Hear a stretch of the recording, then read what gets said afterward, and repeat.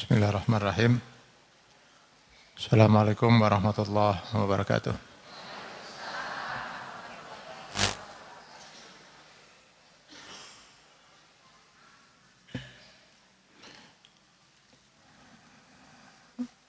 Alhamdulillah. Alhamdulillahillazi an'amana bi ni'matil iman wal islam. Asyhadu an la ilaha illallah wahdahu la syarikalah wa asyhadu anna Muhammadan abduhu wa rasuluh. Allahumma salli wa sallim ala rasulina al-karim Muhammad sallallahu alaihi wasallam wa ala alihi wa ashabihi wa man tabi'ahu bi ihsanin ila yaumiddin, amma ba'du.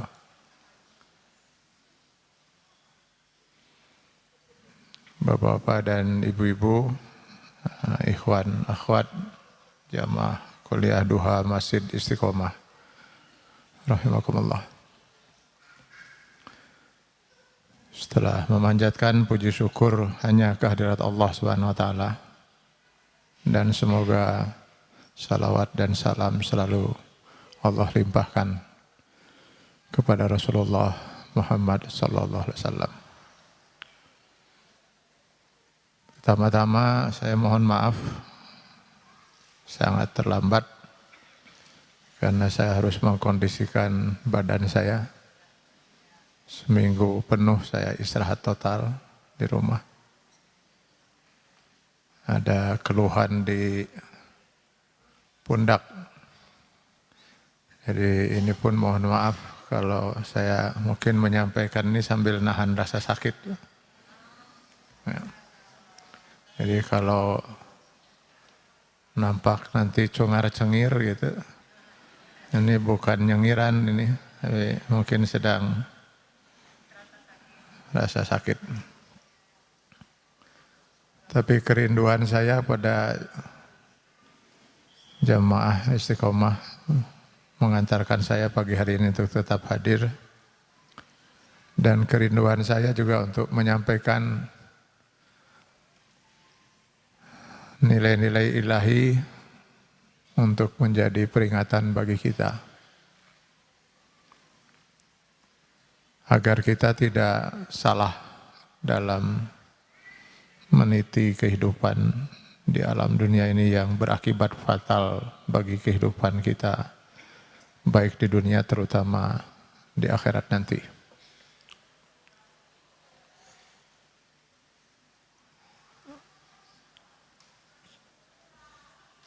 Kita semuanya tentu menyadari dan merasakan bahwa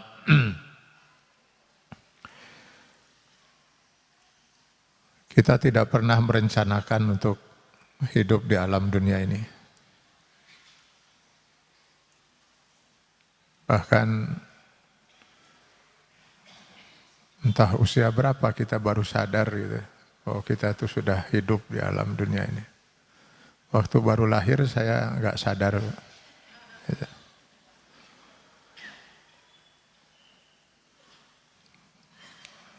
Lahirnya kita dan hidupnya kita di alam dunia ini betul-betul bukan rencana dan bukan pilihan kita. Begitu juga dengan kematian nanti, dia bukan pilihan.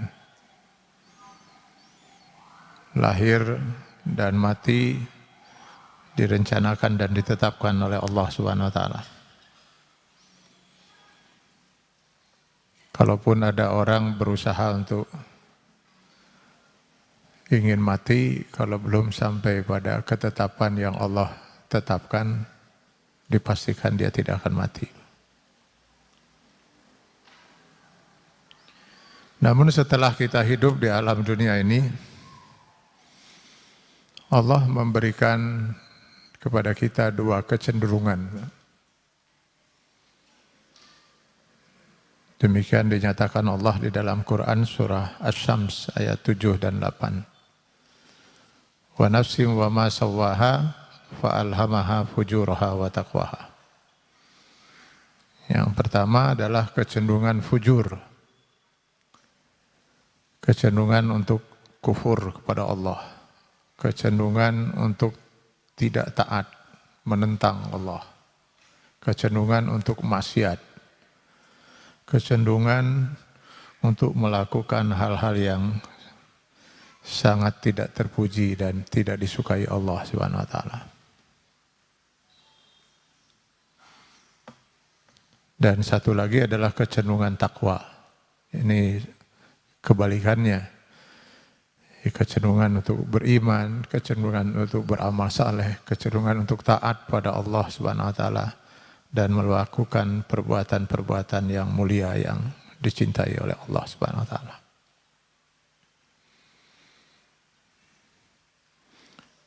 Dengan dua kecenderungan ini kita manusia diperintahkan oleh Allah Subhanahu wa taala untuk memilih.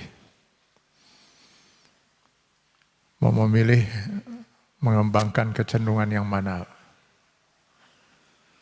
Setiap detik dalam hidup ini kita dihadapkan dengan dua pilihan itu.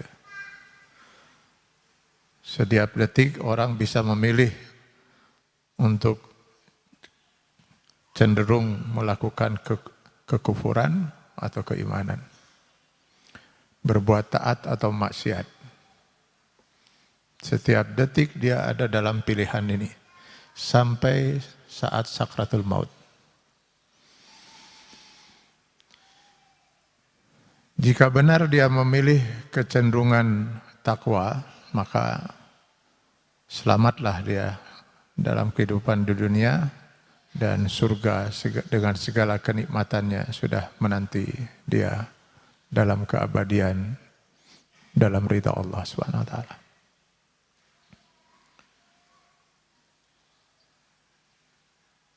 Tapi kalau salah menentukan pilihan, celakalah dia di dunia dan abadilah dia dalam azab di neraka Jahannam. Nauzubillah min dzalik.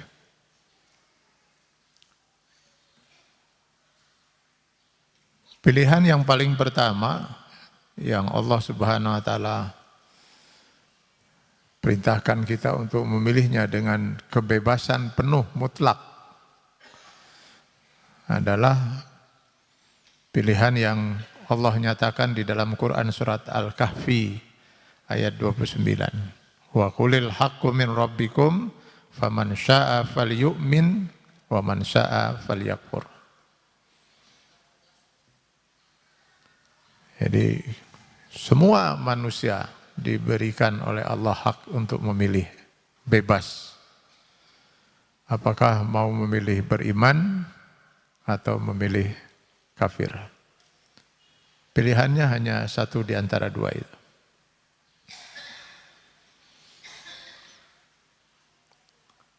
Apabila dia memilih kafir, maka bebaslah hidup dia di dunia. Dia bebas untuk berbuat apa saja.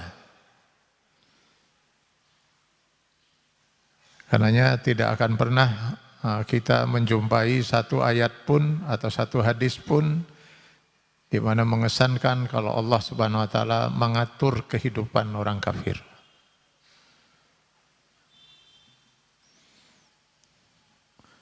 Misalnya ya ayyuhal kafirun aqimus sholat.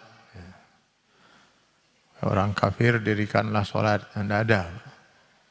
Atau ya al kafirun kutiba alaikumussyam misalnya.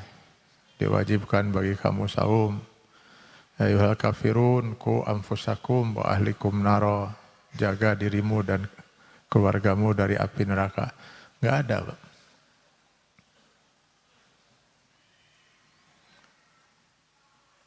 Orang kafir itu dia bebas berbuat apa saja. Tinggal nanti dia menanggung resiko di akhirat nanti. Jadi kalau dia memilih beriman, maka sudah tidak ada lagi kebebasan bagi dirinya dalam hidupnya. Karena kalau manusia memilih beriman, maka dia harus aslama, Islam. Tunduk, patuh, menyerahkan diri sepenuhnya untuk diatur oleh Allah Subhanahu wa taala. Itu makna Islam.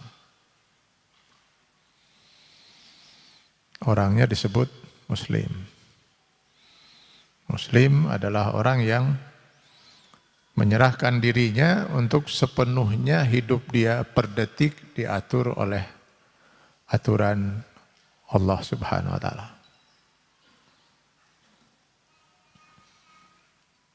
Jadi bukan hanya bagian dari hidupnya, tapi seluruh kehidupan dia per detik, ucapan, perbuatan, sikap, tindakan. Artinya dia harus mengislamkan dirinya secara kafah, secara totalitas. Sebabnya Allah menyerukan pada mereka yang memilih beriman, ya ayyuhallazina amanu dukhulu fis silmi kafah. Ya, orang-orang yang beriman, kalau memang kalian memilih beriman, masuklah ke dalam Islam itu secara kafah, secara totalitas.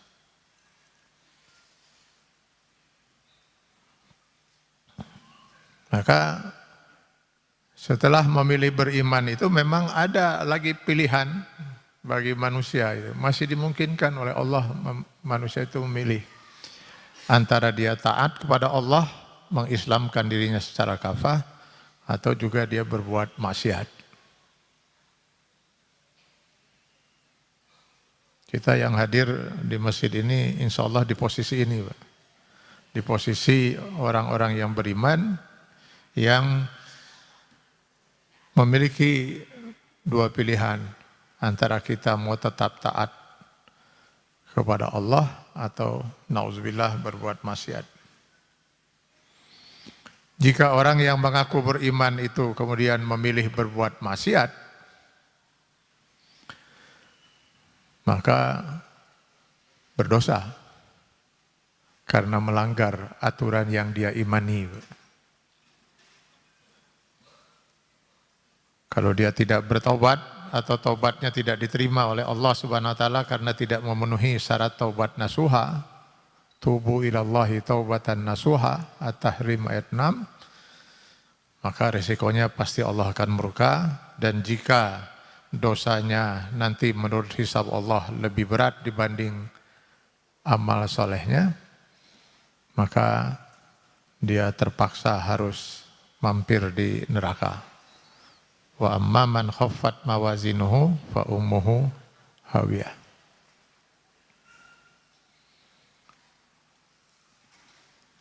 Jadi kalau memilih taat kepada Allah Subhanahu wa taala, maka ya itu tadi, dia harus menjalani kehidupan ini sesuai dengan syariat Allah Subhanahu wa taala dalam seluruh aspek kehidupannya.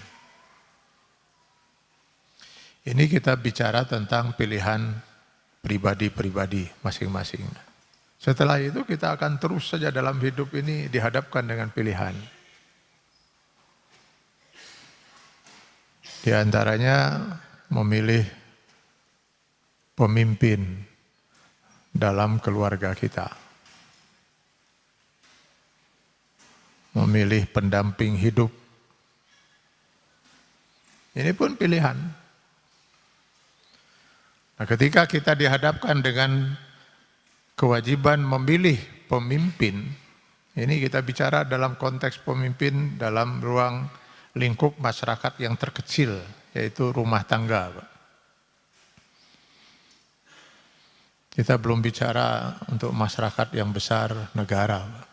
Ini dalam ruang lingkup rumah tangga ya, yang nanti terdiri dari suami, istri, orang tua, dan anak. Ya paling mungkin kalau dalam keluarga kecil itu berapa orang? Bapak Ibu anak berapa? Paling banyak saya kira 12. Paling banyak. Itu dalam ruang lingkup itu. Itu saja seseorang diingatkan oleh Allah Subhanahu wa taala untuk tidak salah pilih. Sangat mungkin kita bisa salah pilih lagi. Karena cintanya kepada seseorang yang akan menjadi pendamping hidupnya melebihi cinta dia kepada Allah Subhanahu wa taala, maka Allah ditinggalkan, aturannya dilanggar. Misalnya memilih pendamping hidup bukan seorang mukmin. Ini sangat mungkin bisa terjadi. Tapi itu tidak mungkin terjadi bagi orang yang beriman. Karena orang yang beriman tidak akan pernah mencintai apapun dan siapapun di dunia ini yang tidak dicintai oleh Allah Subhanahu wa taala dan Rasul-Nya. Wallazina amanu asyaddu hubban lillah. Al-Baqarah 165 atau ayat 24. Di mana Allah menyatakan dalam At-Taubah 24, cinta seorang mukmin pada Allah dan Rasul-Nya itu harus bisa mengalahkan cinta dia kepada kedua orang tua, anak, keluarga, istri, sanak saudara, harta perniagaan, rumah tempat tinggal, dunia dan segala isinya.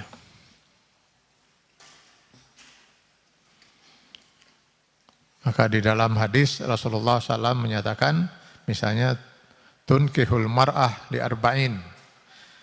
Kalau seorang pria sekarang mencari pendamping hidupnya seorang istri, maka ada kemungkinan wanita itu dipilih karena kecantikannya.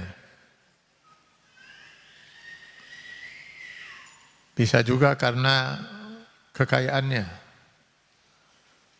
Bisa juga karena keturunannya.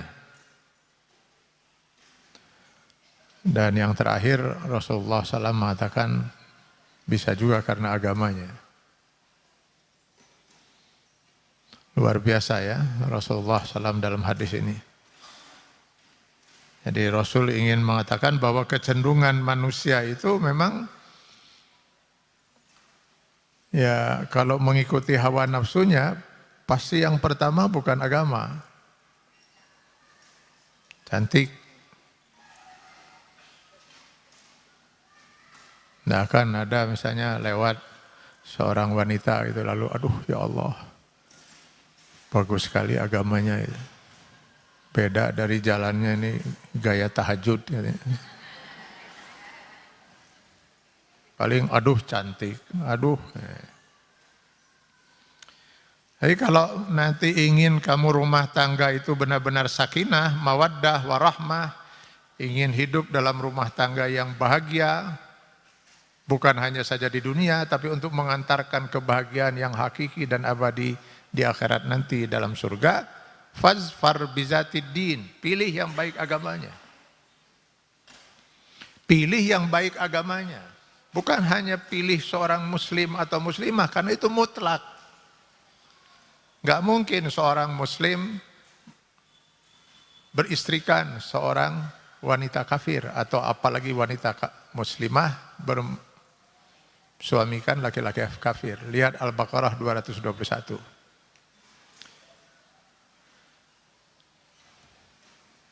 Memang ada yang berpendapat bahwa laki-laki muslim dimungkinkan untuk beristrikan wanita non-muslimah asal ahli kitab dengan merujuk pada Al-Maidah ayat 5. Tapi pendapat ini sangat lemah.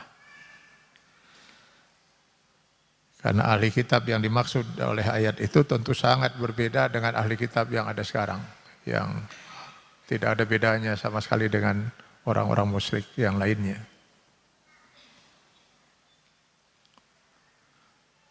Jadi mutlak seorang pemimpin kalau dia seorang wanita ingin memilih siapa yang akan memimpin dia dalam rumah tangga dan memimpin anak-anaknya nanti yang akan lahir, mutlak si suami itu, calon suami itu harus seorang muslim, bahkan fazfar bizatid din, harus dipilih yang terbaik agamanya. Baru kehidupan rumah tangga itu akan sakinah, mawaddah, warahmah, akan tentram, bahagia. Akan tercapai apa yang menjadi impian setiap orang, rumahku, surgaku. Karena memang tidak ada kebahagiaan dalam hidup berumah tangga mengalahkan bahagianya hidup Tatkala suami, istri, orang tua dan anak itu sama-sama hidup di jalan yang diridhai Allah.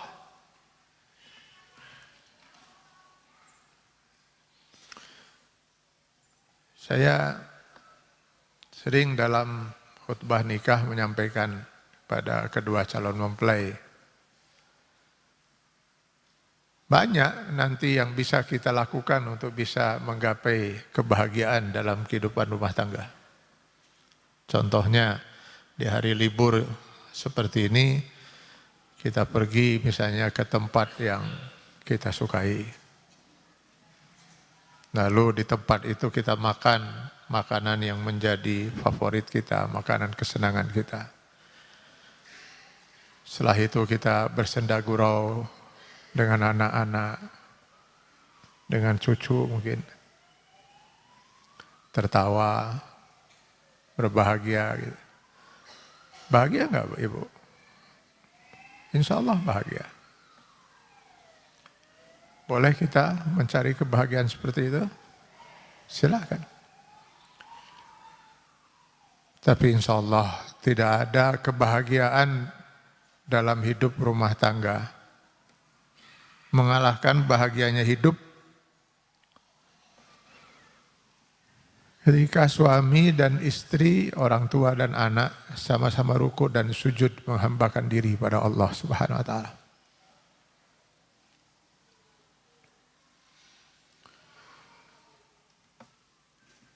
Saya sering berusaha untuk menciptakan suasana ini Pak, dalam kehidupan rumah tangga ya.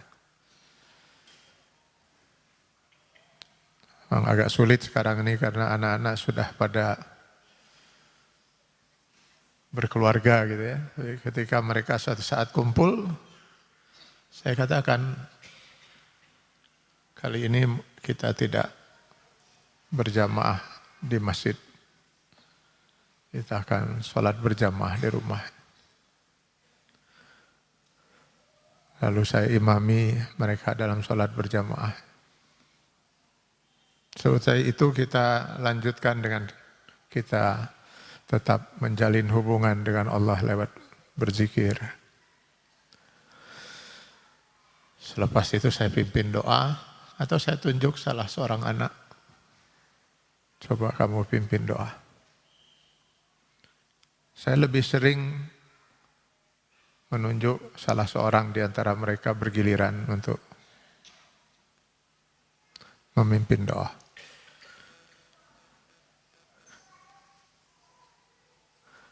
Dan ketika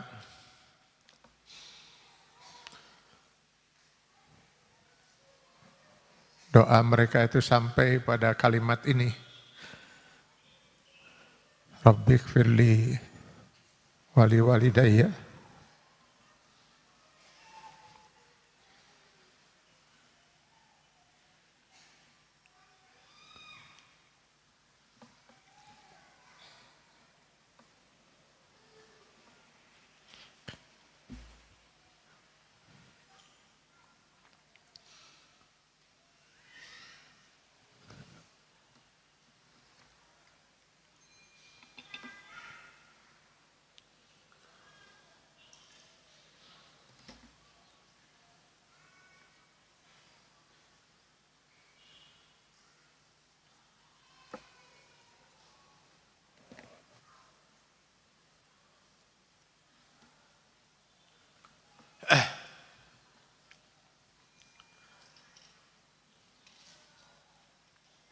ya.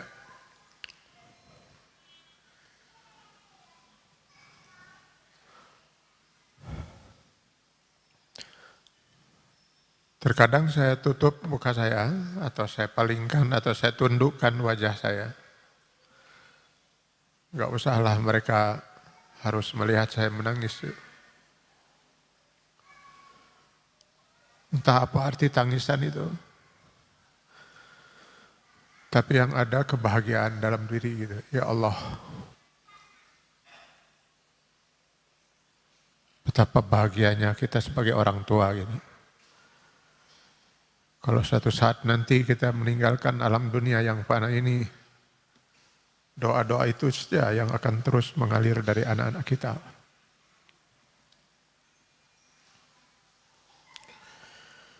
Saat kita sudah tidak berdaya, tidak bisa berbuat apapun di alam barzah,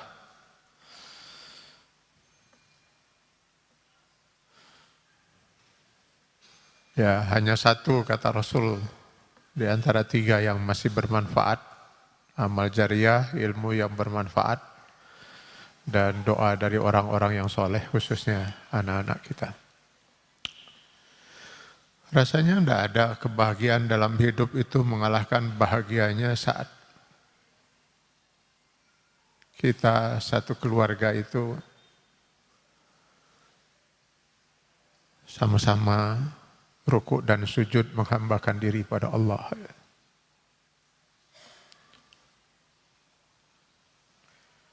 Pantas kalau Rasulullah SAW di dalam sebuah hadis menyatakan, nawwiru buyutakum bis salat. Sinari rumah tangga kalian nanti dengan salat.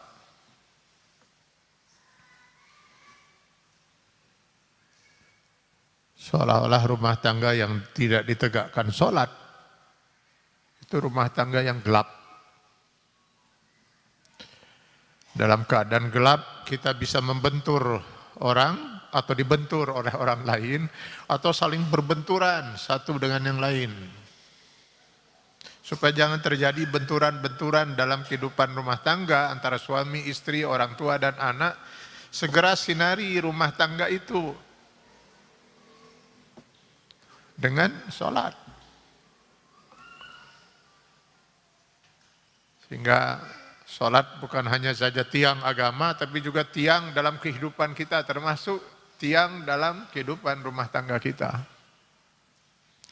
Nawwiru buyutakum biqiraatil Qur'an. Sinari rumah tangga kalian nanti dengan senantiasa membaca ayat-ayat suci Al-Quran.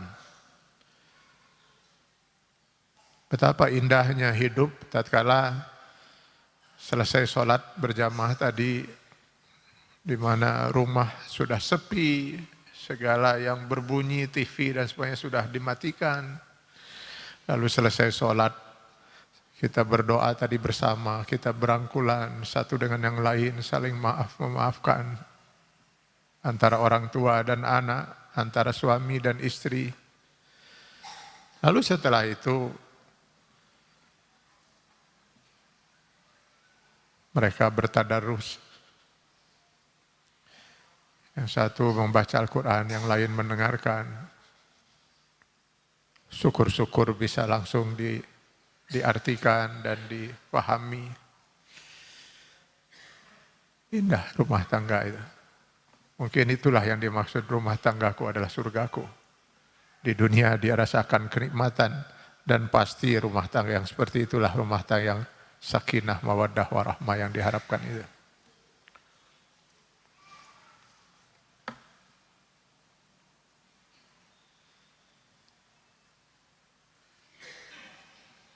Maka ketika kita bicara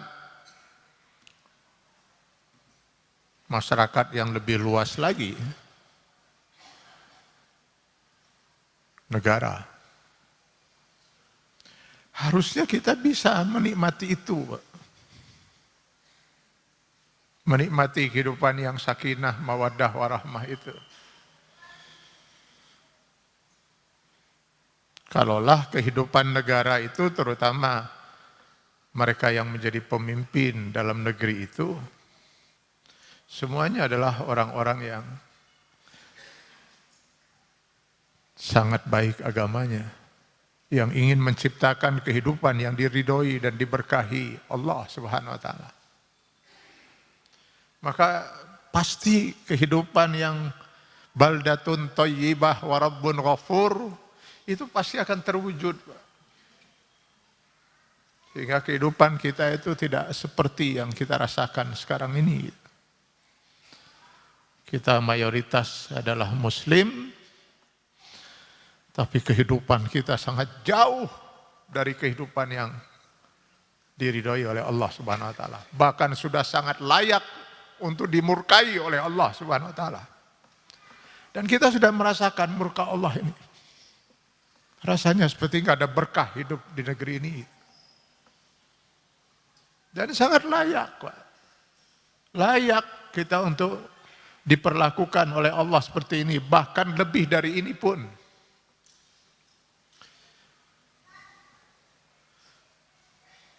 Dan kesalahan itu terjadi karena ya kesalahan kita semua. Kita tidak pernah mampu melahirkan para pemimpin yang benar-benar memilih untuk hidup beriman dan diridhai Allah dalam memimpin masyarakat. Kita mau memilih seorang untuk memimpin rumah tangga kita saja yang cuma 1, 2, 3 orang itu harus fazfar bizatiddin, apalagi memilih seorang pemimpin yang akan menentukan nasib 200 sekian puluh juta rakyat. Maka ini harus benar-benar pilihan kita itu jangan sampai salah.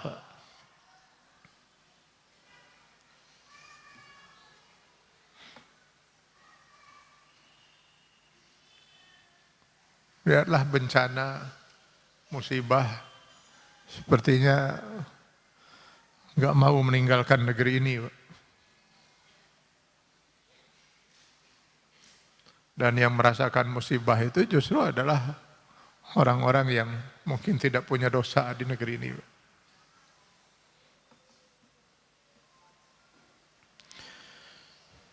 Ya, mereka pasti akan mengatakan soal gempa, tsunami, dan lain sebagainya itu kan hukum alam. Nah, begitu cara mereka untuk menghindar bahwa mereka adalah orang yang harus menanggung semua dosa ini. Mereka larikan pada hukum alam. Sebagai orang yang beriman tentu kita harus meyakini bahwa yang menciptakan hukum alam itu Allah. Dan Allah Maha Kuasa untuk merubah hukum yang diciptakannya itu. Kalau Allah mau. Pertanyaan saya, jika Allah menghendaki di negeri ini tidak ada gempa, kuasakah Allah? Allah Maha Kuasa untuk merubah api yang panas dan membakar itu menjadi dingin dan menyelamatkan. Hukum api itu panas dan membakar. Sejak api diciptakan sampai dengan kiamat nanti insya Allah begitulah hukum api. Tapi kalau suatu saat Allah menginginkan api itu menjadi dingin dan menyelamatkan bagi Nabi Ibrahim, Allah tinggal menyatakan, ya nar kuni bardan wa salaman ala Ibrahim. Apa susahnya bagi Allah? Yang menciptakan api, Allah. Yang menentukan sifat api, Allah. Setiap saat Allah kuasa untuk merubah ciptaannya sendiri. Yang menciptakan hukum alam, termasuk di negeri ini adalah Allah Subhanahu wa taala, dan Allah Maha Kuasa untuk merubah kalau Allah menghendaki. Bahkan di negeri yang tidak berpotensi gempa, kalau Allah ingin terjadi gempa, apa susahnya bagi Allah?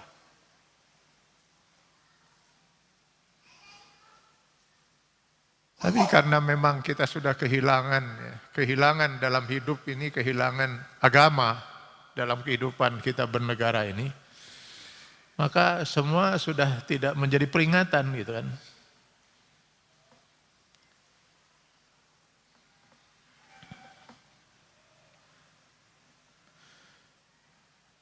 Maka ya mudah-mudahan kita tidak salah pilih lagi, Pak. Memang persoalannya siapa yang mau dipilih, Pak? Fazfar bizatiddin, pilihlah yang terbaik agamanya. Yang terbaik agamanya yang mana, Pak?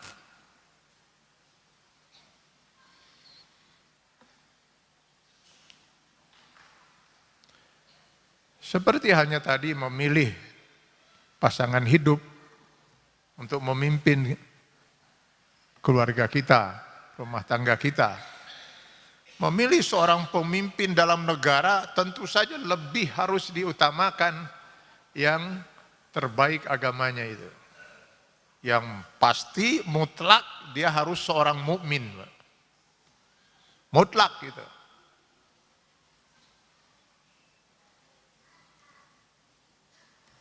Sebab di dalam Quran surat An-Nisa ayat 59, Allah Subhanahu wa taala tegas sekali menyatakan, ya ayyuhallazina amanu, wahai orang-orang yang beriman.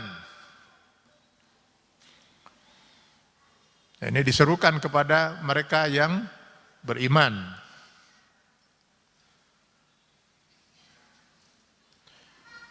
Kalau benar katanya statistik yang mengaku beriman dalam konteks Islam itu ada 90% di negeri ini. Atau 87 atau entah berapalah. Tapi paling tidak mayoritas di atas 80%. Wahai orang-orang yang beriman, yang mengaku beriman, kata Allah Subhanahu wa taala, kalau ingin hidup kalian itu diridhoi oleh Allah Subhanahu wa taala, kalau ingin hidup bernegara itu dalam baldatun thayyibah wa rabbun ghafur, ati'ullah war rasul wa ati'ur rasul. Taatlah kalian kepada Allah. Siapa yang harus taat pada Allah? Semua yang mengaku dirinya beriman. Masa mengaku beriman tidak mau taat pada Allah?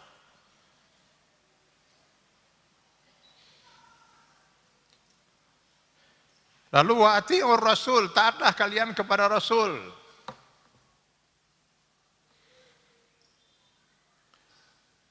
Lalu siapa lagi yang harus kita taati? Dalam konteks ayat 59 ini adalah ulul amri, pemimpin kalian. Siapa yang dimaksud pemimpin di sini? Ya semua pemimpin.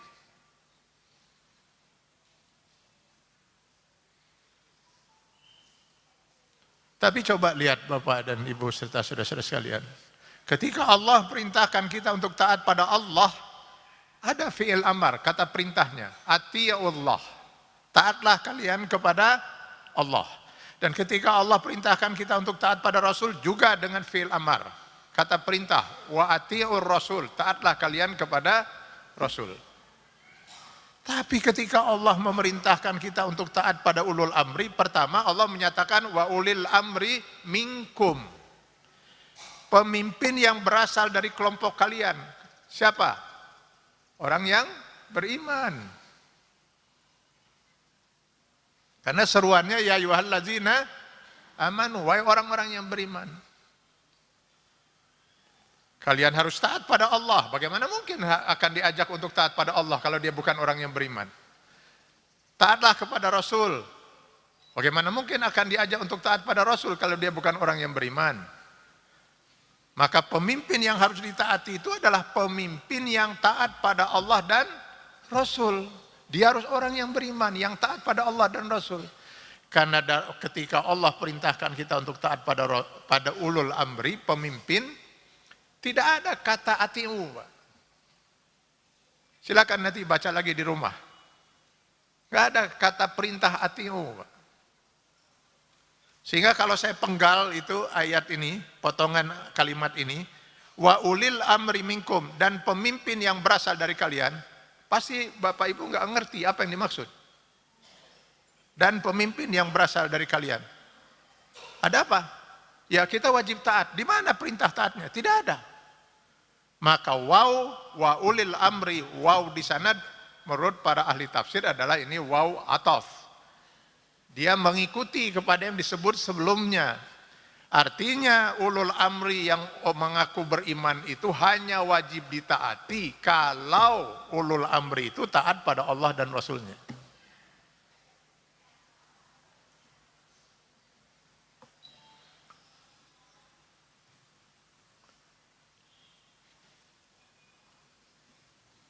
Dia harus orang yang taat pada Allah dan Rasul. Sebab nanti ke dalam ayat itu fa in tanazatum, seandainya kalian berselisih dengan ulul amri kamu. Ulul amri ingin begini, sementara rakyat yang dipimpinnya ingin begitu. Lalu bagaimana penyelesaiannya? Kembalikan kepada Allah dan Rasul. Fa in tanazatum fi syai'in farudduhu ila Allah wa Rasul. Kembalikan pada Allah dan Rasul, kembalikan pada Quran dan Sunnah. Mana yang benar? Kalau yang benar itu yang diinginkan oleh si pemimpin, maka umat atau rakyat yang dipimpin wajib taat. Tapi kalau ternyata si pemimpin salah, pemimpin yang harus kembali pada Allah dan Rasul, memperbaiki kebijakan dan keputusannya. Nah, bagaimana mungkin kita akan minta kepada si ulul amri kembali kepada Allah dan Rasul kalau si pemimpinnya bukan orang yang taat pada Allah dan Rasul, bahkan mungkin juga bukan orang yang beriman. Jadi kapan negeri ini mau diberkahi dan diridhai Allah?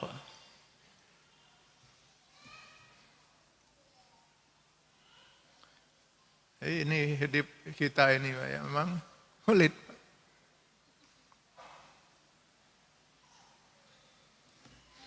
Saya kembali sebentar ke masalah keluarga tadi. Saya sering katakan pada istri dan pada anak-anak saya pemimpin di rumah tangga ini. Allah pilih saya menjadi pemimpin di negeri ini. Ar-rijalu qawwamuna 'alan nisa. Karena itu sayalah orang yang paling pertama di akhirat nanti di yaumil hisab yang akan berhadapan dengan Allah Subhanahu wa taala untuk mempertanggungjawabkan rumah tangga ini.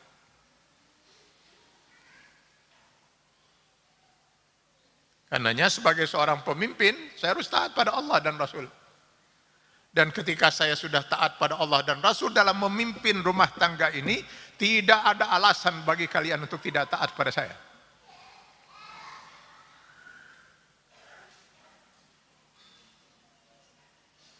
Jadi kalau saya perintahkan Anda sholat misalnya, Anda wajib sholat.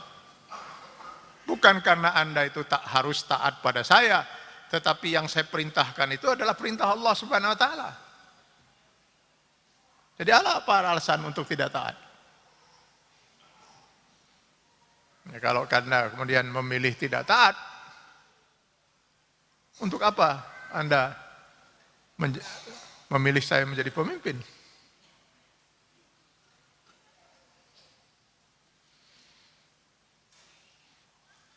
Dan saya katakan pada mereka, daripada nanti ini kalau nauzubillah, mudah-mudahan nggak akan pernah terjadi dalam hidup saya. Misalnya istri dan anak-anak itu sudah tidak mau lagi taat pada Allah, bahkan sudah memilih pedoman hidup yang bertentangan dengan pedoman hidup Allah dan Rasulnya. Entah nanti saya mampu atau tidak, tapi saya harus azamkan dalam diri saya. Saya harus siap kehilangan siapapun. Karena saya tidak pernah siap untuk kehilangan Allah SWT. Maka saya katakan, daripada nanti kalian akan sakit hati kalau saya usir dari rumah ini, pasti sakit hati kalau diusir, maka sebaiknya kalian pergi keluar dari rumah ini. Dan jangan tampakkan lagi wajah kalian di hadapan wajah saya. Untuk apa kita hidup dalam sebuah rumah, sementara kita punya tujuan yang berbeda? Mau gimana sakinah mawaddah warahmah itu? Nah sebaliknya, ketika nanti saya sebagai pemimpin itu melakukan kebijakan yang berbeda dengan aturan Allah dan Rasulnya, maka tidak ada kewajiban bagi kalian untuk taat pada saya. La ta'ata li makhlukin fi ma'syatil khaliq, kata Rasulullah SAW. Tidak ada kewajiban taat kepada makhluk, siapapun makhluk itu. Siapapun makhluk itu. Dalam hal berbuat maksiat kepada Al-Khaliq, Allah Subhanahu wa taala. Kita hanya akan mentaati makhluk, apakah makhluk itu dia suami, apakah dia orang tua, apakah dia pemimpin, kalau mereka taat pada Allah dan Rasul. Kita nggak mungkin mengorbankan Allah untuk makhluk.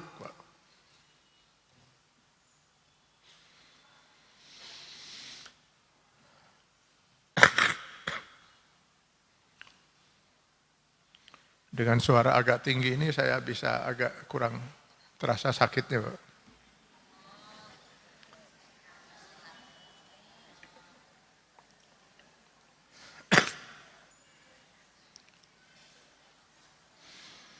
Nah, persoalannya yang kita hadapi sekarang mau apa lagi, Pak? Enggak ada yang ideal itu.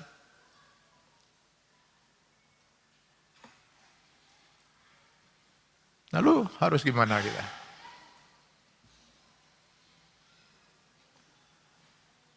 Kan tidak mungkin, karena nggak ada yang ideal lalu negeri ini harus tidak ada pemimpinnya gitu.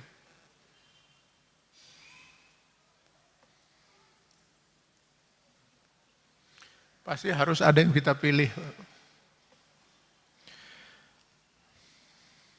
Banyak saudara-saudara kita umat Islam, saya nggak tahu, saya sebut saja banyak, yang bermaksud untuk tidak memilih. Bahkan ada di antara mereka yang tegas mengharamkan untuk memilih. Alasannya ya karena itu. Karena dari calon yang ada ini bukan calon yang ideal menurut Islam untuk dipilih. Maka siapapun beresiko untuk berdosa memilih yang bukan pilihan.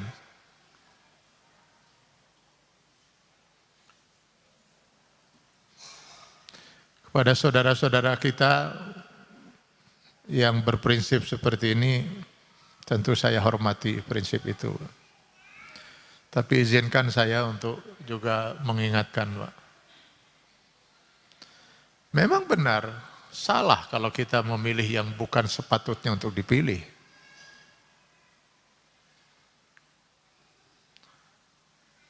Tetapi masalahnya sekarang, kita harus memilih, Pak. Andai kata misalnya dari dua calon yang harus dipilih, 2 atau 3 misalnya, calon yang harus dipilih itu memang tidak ada yang ideal untuk dipilih, dan kemudian keduanya itu memang sama, Pak. Sama tidak idealnya itu seimbang, Pak. Milih sini dengan milih situ sama saja. Saya sependapat dengan saudara-saudara kita tadi itu. Boleh jadi golput adalah pilihan. Tidak memilih itu bisa menjadi pilihan. Toh milih si ini sarwa, milih si iya sama. Gitu. Seimbang, tidak idealnya itu. Maka saya mungkin termasuk yang juga akan memilih hak saya untuk golput. Gitu. Karena golput itu hak pilih ya. Kan memilih itu bukan wajib ya. Hak.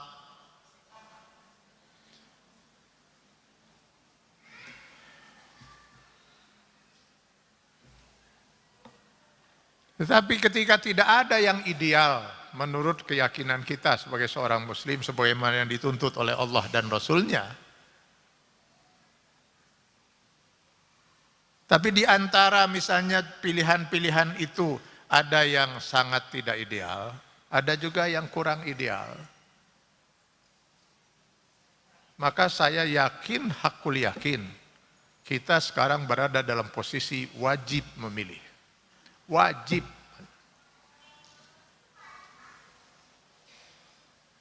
Kenapa wajib, Pak?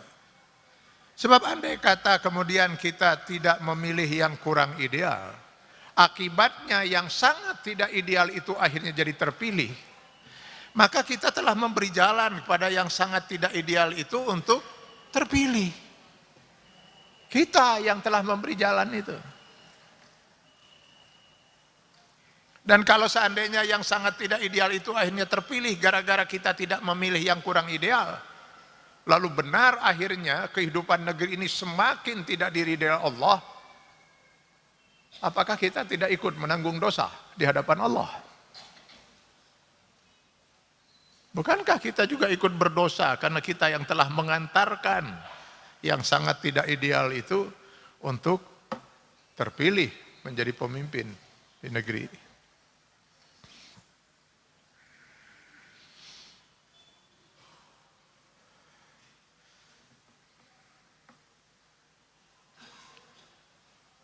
Saya pernah mungkin mengibaratkan dengan memilih imam dalam sholat. Tanpa ragu pasti kita akan memilih yang paling soleh, paling berpengetahuan tentang Islam. Yang harusnya itu menjadi prinsip kita dalam kehidupan tadi, memilih, termasuk memilih kepala negara. Karena saya yakin Islam gak membedakan kehidupan kita antara hablum minallah, hablum minannas. Prinsipnya sama, Pak. Maka sholat berjamaah itu miniatur kehidupan bernegara menurut Islam. Cuman karena kita sudah terlalu lama dicekoki oleh pemikiran-pemikiran setani, sekularisme, memisahkan antara agama dan kehidupan, ya, akhirnya terjadi seperti ini.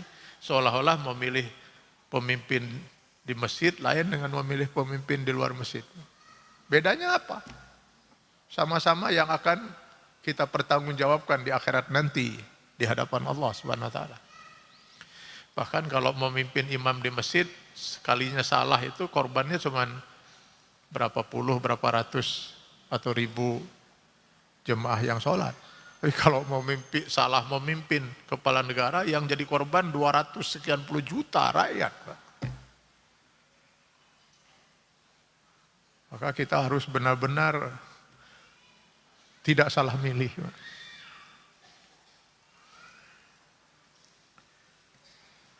Nah, bagaimana sekarang kita menentukan yang mana yang ideal, mana yang kurang ideal itu?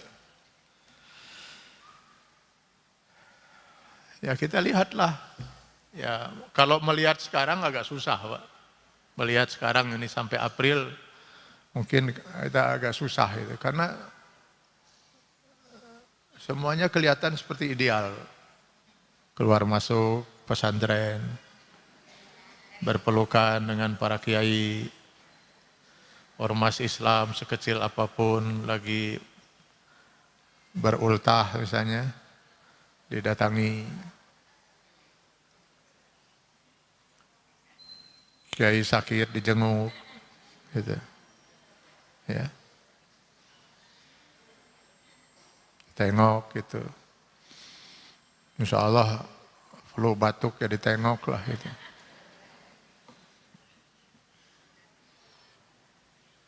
Ini kan kita punya rekam jejak, Pak. Ini nggak bisa kita jadikan ukuran, karena masa kampanye ini lebih banyak masa-masa kemunafikan, Pak. Umbar janji, menampilkan seolah-olah. Kita lihatlah, terlebih bagi yang sudah pernah memimpin atau sedang memimpin, kan kita punya rekam jejaknya. Betulkah selama 5 tahun dia rajin keluar masuk pesantren, memperhatikan umat Islam? Kan hanya di bulan-bulan ini kan. Betulkah nasib umat Islam itu diperhatikan selama 5 tahun kemarin ini?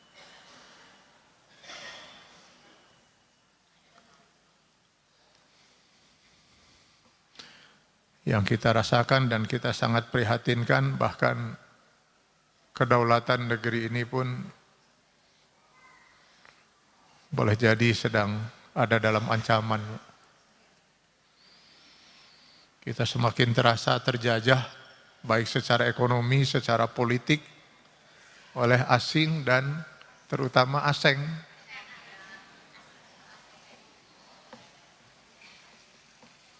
Konon menurut orang-orang pinter yang saya ikuti pandangannya itu, boleh jadi negeri ini kalau dibiarkan kita akan bernasib seperti Singapura.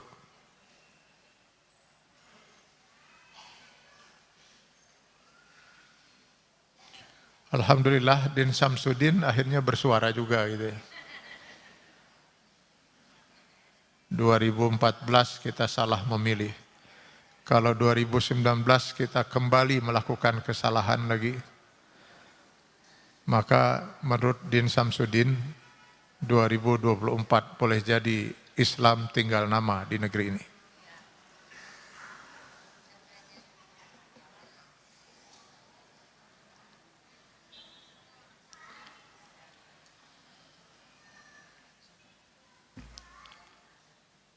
Lihat janji kampanye 2014. Kita tidak, waktu itu Forum Ulama Umat Indonesia mengeluarkan fatwa haram. Dasar fatwanya bukan karena pribadi yang bersangkutan. Karena kita sulit untuk saat itu harus menilai pribadi, dan kapanpun sulit kita menilai pribadi. Tapi dasar keluarnya fatwa itu karena melihat rencana yang akan dilakukan. jika menang. Menurut orang-orang di sekelilingnya, tim sukses. Yang mereka janjikan kepada rakyat, jika kami menang, ini janji kami. Apa diantaranya? Masih ingat gak? Kolom agama KTP hapus. Perda syariat hapus. Lalu kemudian TAP MPR 25 tahun MPRS tahun nomor 25 tahun 1966 yang melarang faham komunisme, Lenisme dan Marxisme hapus. Artinya PKI punya hak untuk hidup kembali di negeri ini. Dan pemerintah harus secara resmi meminta maaf pada korban-korban PKI. Itu kan janji itu. Janji ini diperjuangkan tidak? Selama 5 tahun dipenuhi tidak janji ini? Dipenuhi. Berjuang mati-matian untuk bagaimana menghapus kolom agama dari KTP. Tapi karena kuatnya yang menolak, akhirnya yang terjadi ya tidak dihapus, cuma ditambah kolom kepercayaan. Kenapa? Karena aliran-aliran sesat termasuk komunis susah untuk mengisi kolom itu. Mereka mau nulis apa agamanya? PKI itu apa agamanya? Mereka harus diberi wadah, Pak. Tidak berhasil sepenuhnya. Sudahkah perda syariat itu dihapus? Sudah sangat banyak. Walaupun belum berhasil sepenuhnya. Sudahkah TAP MPRS nomor 25 tahun 1966 itu dihapus? Sudah diusahakan, diperjuangkan oleh mereka sesuai dengan janjinya. Cuman tidak berhasil. Termasuk memaksa pemerintah untuk meminta maaf pada korban PKI pun sudah mereka perjuangkan, cuman tidak berhasil. Kenapa? Kekuatan umat Islam, kekuatan oposisi di legislatif sampai saat ini masih kuat, Pak. Sehingga itu mentah, Pak. Tidak sepenuhnya berhasil. Bayangkan kalau seandainya ini menang kembali dan legislatif kekuasaan dipegang oleh mereka. Habis ini cerita ini.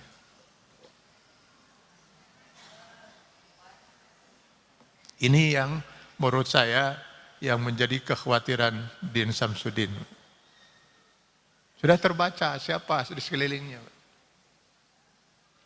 Saya termasuk yang setuju kalau ada orang mengatakan bukan pribadi yang bersangkutan. Pribadi yang bersangkutan itu lebih banyak kepada hanya pemeran, Bang, yang memerankan strategi yang dimainkan oleh orang-orang di sekelilingnya. Berat kita menghadapi ini.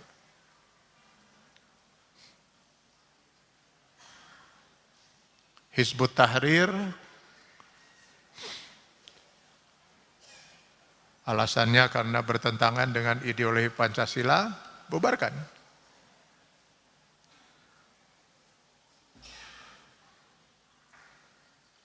Kenapa? Karena mereka berpegang dengan prinsip khilafah. Dan itu bertentangan dengan ideologi Pancasila menurut alasan pemerintah membubarkannya. Kalau kita tanyakan, saya bukan orang Hizbut Tahrir, Pak. Kalau saya tanyakan pada orang Hizbut Tahrir, siapa khalifah kalian itu? Belum ada. Belum ada khalifahnya itu. Baru sebuah wacana, Pak. Baru sebuah ide. Selayaknya kita umat Islam itu suatu saat punya seorang pemimpin khalifah yang seperti orang-orang Nasrani itu punya Paulus gitu. Seperti itu maksudnya itu. Bubarkan.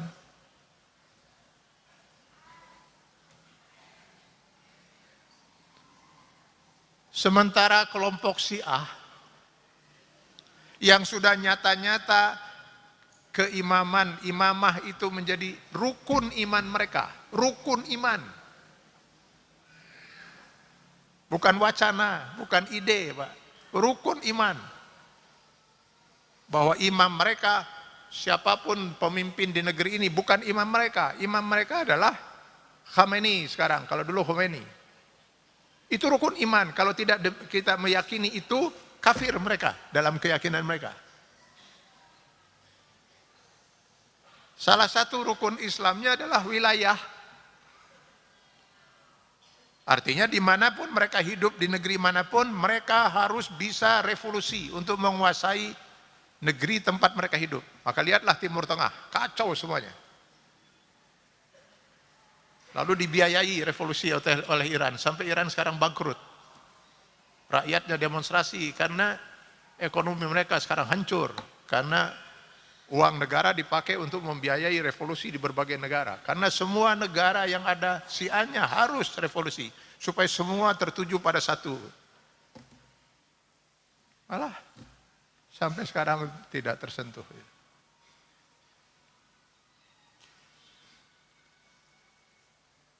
PKI, semua orang tahu kalau sudah mulai bangkit. Terutama saudara-saudara kita di TNI yang terus mencoba mengingatkan bahaya PKI yang sudah bangkit ini. Bahkan malah dibiarkan. Bahkan orang yang mengingatkan awas bahaya komunis dianggap mengada-ada. Dianggap hoak. Seorang ulama, Alfian Tanjung, saya sangat kagum dengan ilmunya itu. Sempat saya lihat saya ikuti ceramahnya tentang komunisme, bahaya kebangkitan komunisme di YouTube. Dia jelaskan bagaimana sudah bangkitnya, bukan lagi main di bawah tanah lagi, sudah nampak. Apa yang terjadi? Ditangkap.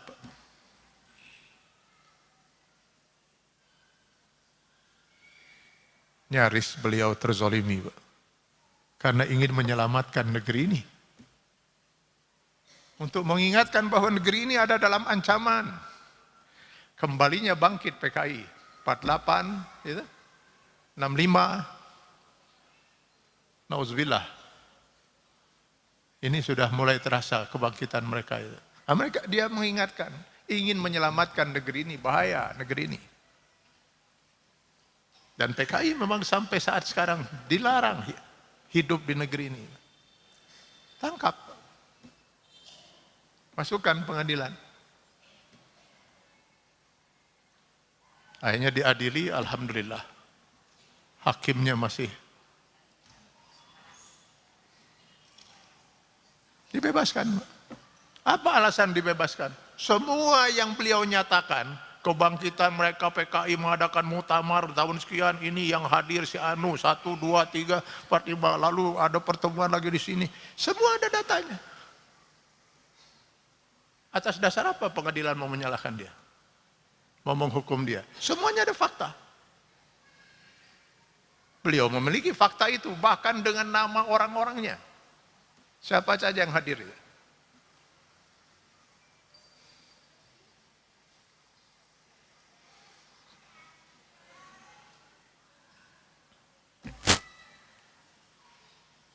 Akhirnya dibebaskan oleh pengadilan.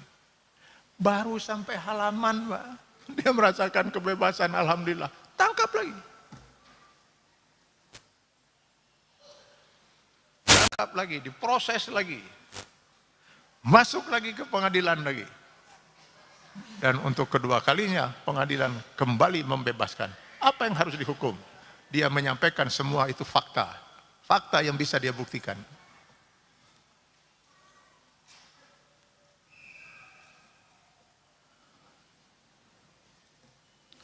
PKI ini Pancasilais tidak? bertentangan dengan ideologi Pancasila atau tidak? Pasti Pak.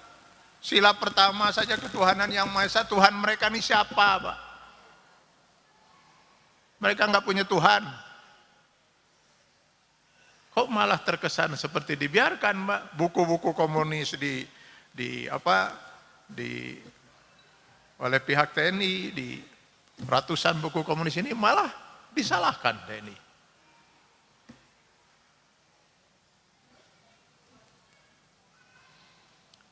Ini yang ada ini semua pada ngaku Pancasilais, kelompok Pancasilais, kami adalah untuk demi ideologi kami Pancasila, itu melanggar Pancasila. Malah saya lihat yang banyak berkoar-koar Pancasilais itu justru orang yang sama sekali tidak Pancasilais. Paling tidak saya menilainya dari sisi saya gitu. Pertama, ketuhanan yang Maha Esa. Kalau dia mengaku muslim atau muslimah, bukankah ada yang kemudian menyatakan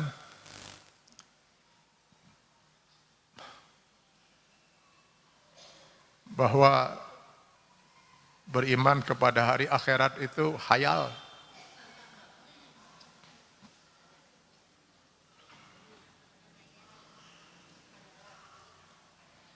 Maka orang-orang yang beriman pada hari akhirat itu sedang berhayal gitu.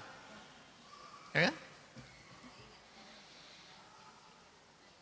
Bapak Ibu beriman nggak pada hari akhirat? Kenapa? Pernah ke akhirat? Belum. Beriman bahwa nanti ada surga, ada neraka? Beriman. Pernah melihat surga dan neraka? Lalu kenapa beriman? Kenapa beriman bahwa hari akhirat itu ada? Karena Allah Subhanahu wa Ta'ala menyatakannya. Hanya karena itu kita beriman hari akhirat itu ada. Karena Allah menyatakan, dan setiap yang dinyatakan oleh Allah pasti benar. Itu kita imani. Berarti kalau ada orang tidak beriman kepada hari akhirat, berimankah dia kepada Allah? Tidak. Kata Allah ada hari akhirat, kata dia tidak ada. Masihkah dia beriman pada Allah? Jadi kalau gitu apa agamanya? Jadi apakah masih dia berpegang pada sila pertama ketuhanan yang Maha Esa? Jadi siapa yang Pancasilais ini?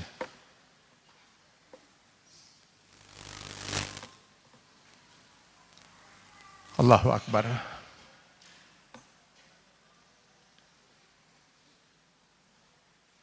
Di mana nasib umat Islam ini?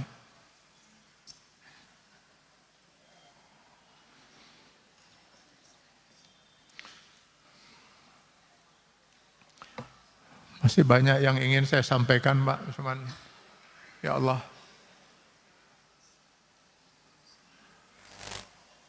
saya hanya membayangkan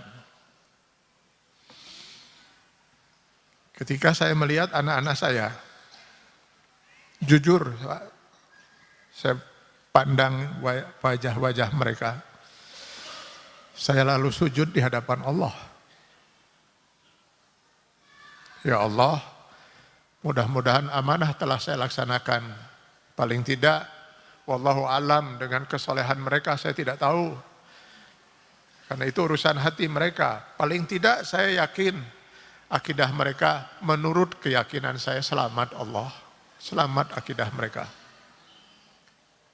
Tapi ketika saya melihat wajah cucu-cucu saya,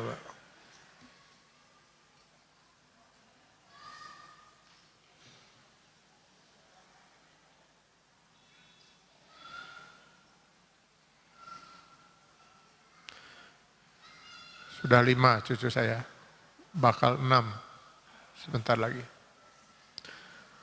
Saya terus terang saja menangis, Pak. Ya Allah, kalau saja para ulama, ormas-ormas Islam yang besar di negeri ini, para ulama terus berdiam diri seperti sekarang ini, Pak. Membiarkan kesesatan-kesesatan terus bermunculan dan berkembang, membiarkan kondisi seperti sekarang ini, Pak. Apa nasib cucu-cucu saya nanti, Pak? 5-10 tahun yang akan datang. Boleh jadi ini juga yang menjadi kekhawatiran Pak Din Samsudin itu. Jangan-jangan 2024 Islam hanya tinggal nama. Lihat aliran-aliran kepercayaan, lihat ini semua. Begitu luar biasa marak hidup sekarang ini. Sementara ulama lebih banyak memilih diam. Tokoh-tokoh ormas Islam kebetulan mungkin ada yang dipimpin oleh orang yang memang jangankan membingungkan umat, bahkan untuk ormasnya pun bingung. Dalam tubuh ormas itu pun terpecah gitu. Karena kebijakannya yang sangat aneh gitu. Terus bagaimana nasib cucu-cucu kita, Pak?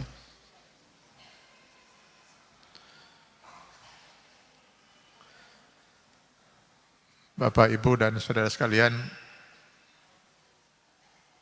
azamkan dalam diri, ya Allah, kuatkan, beri kami petunjuk, beri kami semua umat ini petunjuk. Kalau memang tidak ada yang paling ideal menurut Engkau, ya Allah, yang akan memimpin negeri ini, paling tidak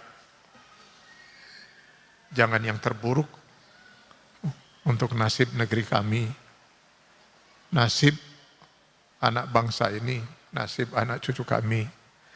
Mudah-mudahan negeri ini akan menjadi negeri yang benar-benar negeri yang paling tidak mengundang murka Allah lagi. Semoga Allah Subhanahu wa taala membimbing semua kita agar kita menentukan pilihan yang tepat dan benar bagi keselamatan agama, bangsa, dan negeri ini. Hari ini, besok, dan di kemudian hari untuk anak dan cucu-cucu kita semua. Mohon doa dari Bapak Ibu sekalian, mudah-mudahan kita semua diberi kesehatan dan kesembuhan agar kita bisa terus menjalani amanah kehidupan ini sampai Allah memanggil kita masing-masing menghadap kehadiratnya. Terima kasih. Aku qouli hadza astaghfirullah li wa lakum. Wassalamualaikum warahmatullahi wabarakatuh.